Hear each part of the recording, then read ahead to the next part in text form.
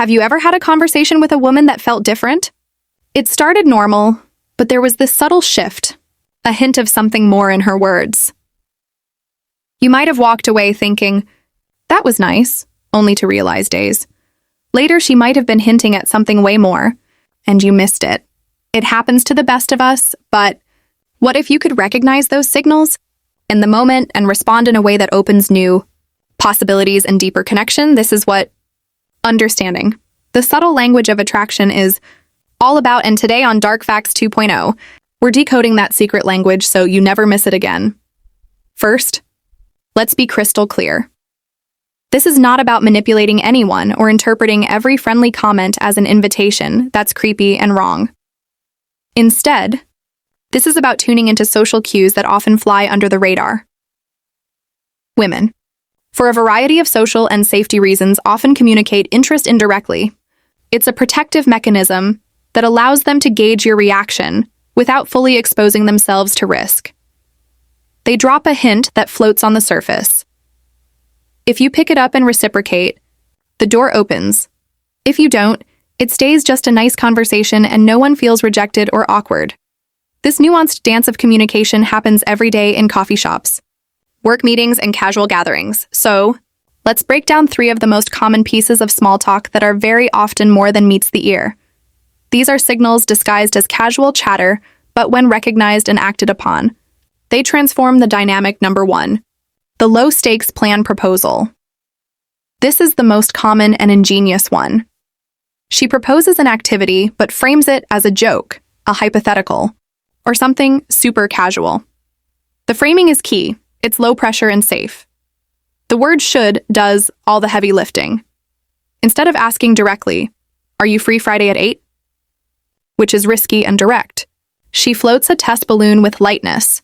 The wrong response is to agree vaguely and then never follow up. You just let that balloon float away.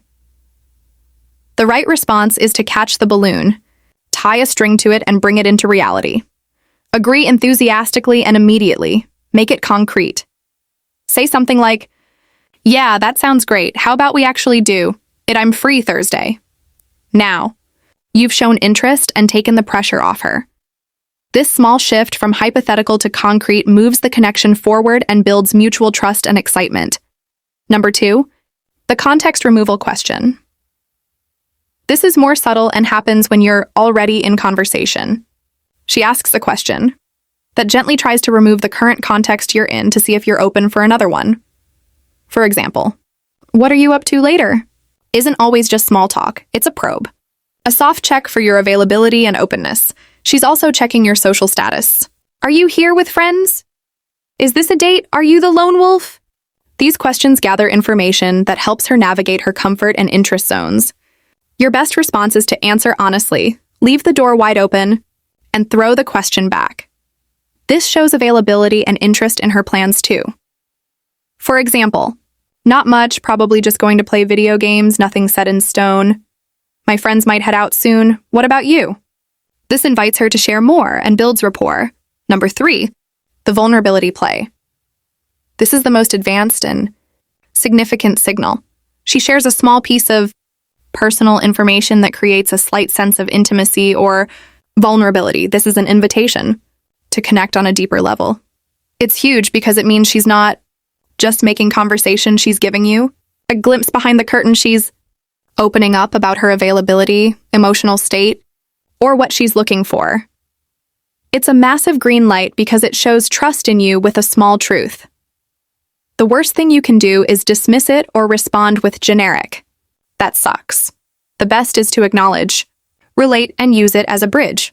For example, "I get that breakups are tough. I felt the same when I was last single, but honestly, talking to you right now doesn't feel weird at all." This response shows empathy, self-awareness, and direct interest all at once. The golden thread through all of these signals is this: they are invitations to take the next step, not the finish line. Her job is to drop the hint. Your job is to recognize and act on it with confidence. Your response should always do 3 things. 1, recognize, show you heard her. 2, reciprocate, show you're on the same page. 3, escalate gently, move it from hypothetical to real. This is not about playing games, but about clear, confident communication.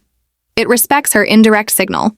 By responding directly, which is exactly what she hopes will happen, learning this language changes your social interactions completely. It turns confusion into clarity and missed opportunities into real connections.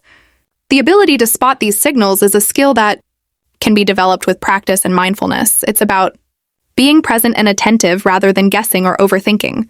When you master this subtle dance, your relationships become more authentic and fulfilling.